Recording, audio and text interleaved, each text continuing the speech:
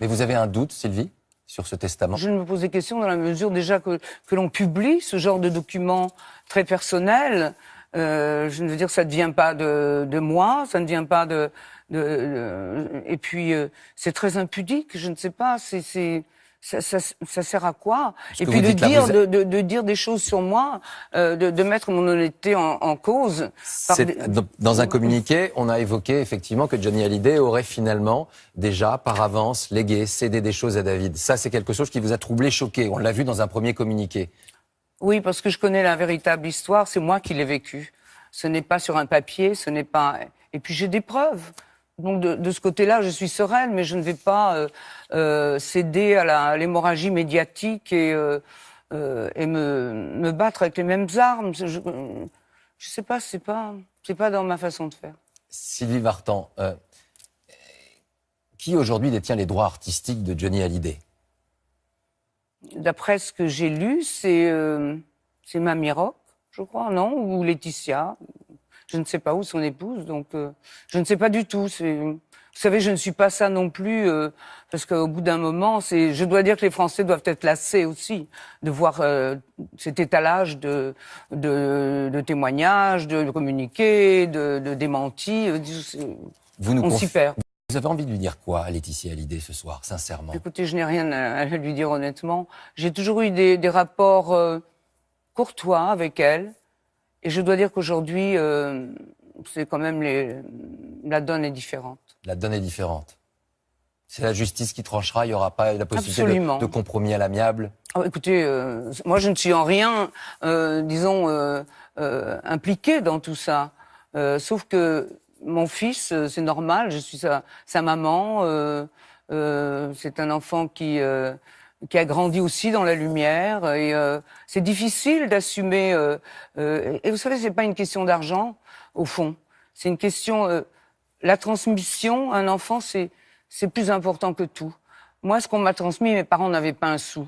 Ce qu'ils m'ont transmis, c'était ce qui a la plus grande richesse, vous voyez.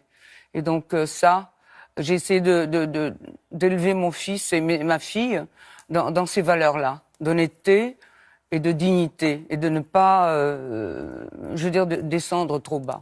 Merci Sylvie Vartan. Quand Johnny frôle la mort, suite à une opération du dos. Le point maintenant sur l'état de santé de Johnny Hallyday à Los Angeles. Le service de presse du chanteur a annoncé aujourd'hui que celui-ci restera placé dans un coma artificiel jusqu'au début de la semaine prochaine. À sa sortie de l'hôpital, Johnny a perdu sa voix, il est en dépression. Est-ce pour le protéger? Laetitia entame alors un grand ménage dans son entourage professionnel et amical. Elle prend complètement le contrôle de tout. C'était d'une Rambo déguisée en Barbie, parce que ce côté Rambo, touchez pas à mon homme, moi je le protège des médias, des intrigants, des profiteurs, et donc je sors ma Kalachnikov s'il le faut. Elle a vraiment fait le vide, et peu de gens ont eu le droit d'approcher Johnny. Le créateur de mode, Daniel Echter, était ami avec Johnny depuis les années 80. J'ai fait partie de la charrette comme tant d'autres. Vous voyez, quand vous n'êtes plus invité à l'anniversaire, et comme c'est elle qui faisait les listes, elle faisait un vrai barrage. Les mails étaient contrôlés, les textos pareil, elle filtrait tout. Moi, lorsque Johnny a été malade à Los Angeles, je lui ai envoyé plusieurs mails, j'ai essayé de l'appeler au téléphone, je l'ai jamais eu.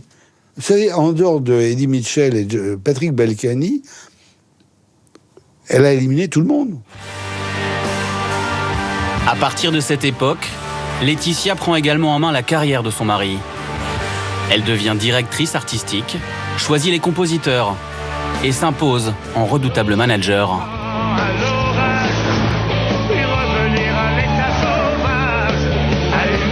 Dans une série de publicités pour un célèbre opticien,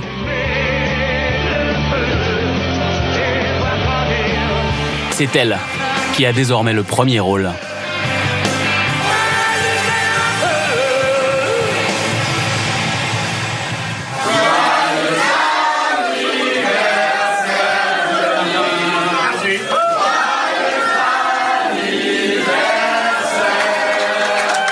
En bonne communicante, Laetitia affiche sur les réseaux sociaux des vidéos, des photos d'une famille rassemblée. Pourtant, selon certains proches, ses relations avec David et Laura étaient parfois difficiles. Laura et son frère avaient du mal à voir leur père. Laura, il fallait qu'elle fasse intervenir une amie ou un ami pour organiser des rendez-vous. Et pourquoi elle bloquait Laetitia? Pour protéger son territoire. Elle voulait être la dernière femme de Johnny, elle voulait gérer... et puis bon, il y a quand même pour quelques millions de biens. Je n'ai jamais connu Johnny Hallyday. J'allais dire, j'ai jamais rencontré. Si, je l'ai rencontré une fois, un peu bizarrement. J'étais en train de faire une conférence à Brest, dans une librairie, et le soir, après le dîner, je suis rentré dans mon hôtel, et dans cet hôtel, dans un coin, tout seul, on fumait encore dans les hôtels à cette époque-là, il y avait Johnny Hallyday qui était en train de fumer une cigarette et de boire un whisky ou quelque chose comme ça. Il avait l'air bien triste, bien seul, et assez désespéré, donc un peu désespérant. Et c'est la seule fois où je l'ai vu, et je suis passé, et je suis allé me coucher, et voilà. Tout le monde connaît l'affaire Johnny Hallyday depuis. Alors évidemment, la veuve a été éplorée, on a mis en scène des choses formidables, elle avait répété le baiser au cercueil. C'était très bien d'arriver avec 2 enfants, et d'un seul coup, 1, 2, 3, on se penche, on embrasse le cercueil, on fait un pas en arrière.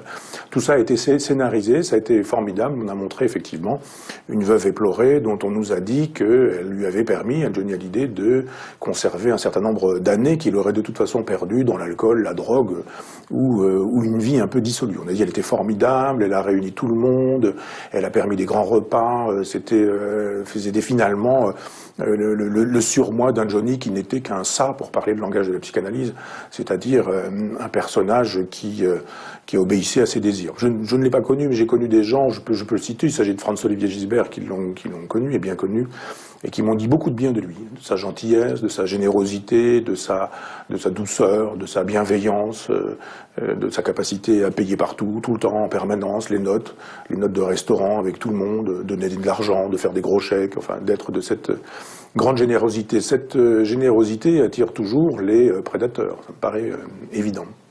Alors évidemment, je n'ai pas vraiment les moyens de juger de cette affaire ou du bien fondé de cette affaire, je voudrais juste juger une anecdote. Il y a des testaments, ils ont été nombreux, ils ont été faits, refaits, surfaits. Ils sont en faveur de l'un, en défaveur de l'autre. On voit que finalement c'est la veuve éplorée qui récupère le tout, que les enfants semblent ne pas récupérer grand-chose, que la fortune de Johnny Hallyday était immense, et qu'on argue du fait qu'il saupoudrait avec quelques confettis de temps en temps son fils, sa fille, en disant il y a un appartement acheté ici ou un appartement acheté là. Ça ne me paraît pas beaucoup par rapport à la fortune estimée de Johnny Hallyday et à sa fortune à venir, car les morts font toujours les affaires des vendeurs. Un disque qui va sortir bientôt, Johnny qu'on a entendu partout, et des gens ont acheté à nouveau des disques. Enfin bon, il y a effectivement une manne qui est là. Je voulais juste juger, je disais tout à l'heure, une anecdote qui a été rapportée, j'ai pas les moyens non plus de vérifier la vérité de cette anecdote, mais si elle est avérée, c'est terrible.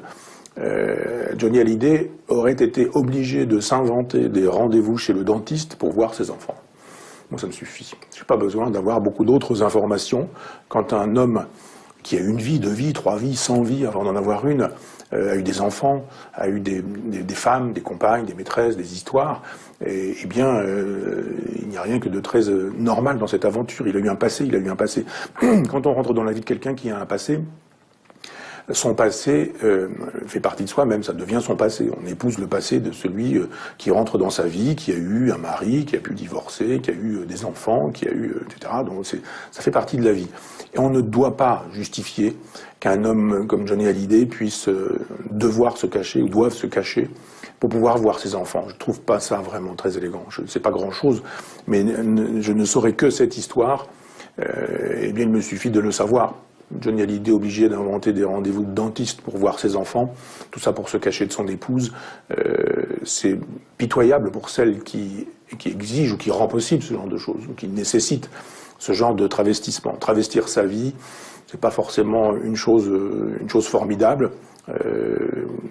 Cette anecdote suffit, je pense, on n'a pas besoin d'épiloguer longuement. On doit pouvoir, quand on aime un homme, aimer son passé, aimer les femmes de son passé, aimer les enfants de son passé, aimer les enfants qui ne sont pas de son propre lit, les accueillir autour de sa table et faire de telle sorte qu'on puisse y trouver du bonheur.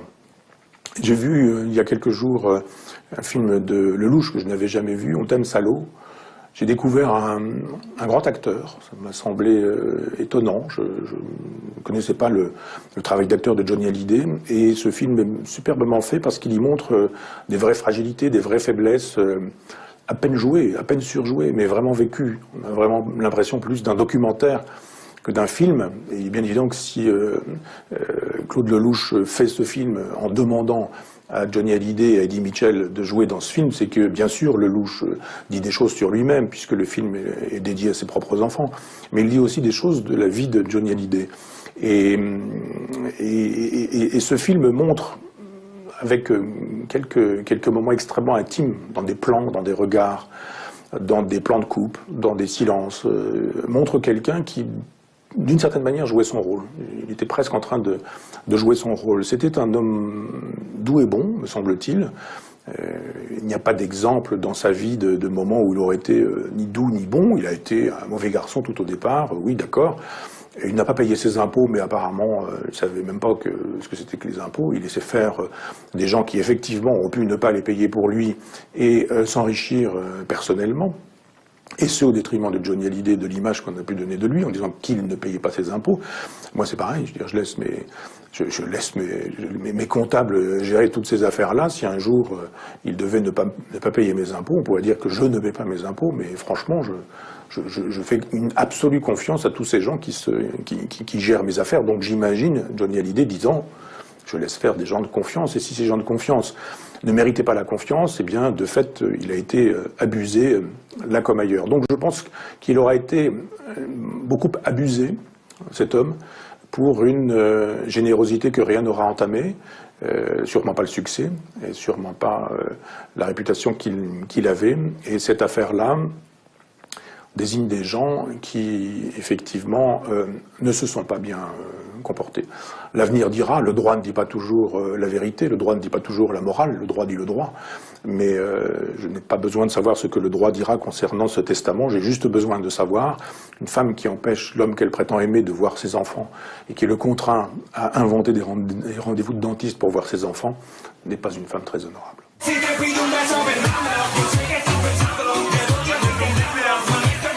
Quelle influence Laetitia a-t-elle eue dans la rédaction du testament de Johnny? Elle a refusé de répondre à toutes nos questions.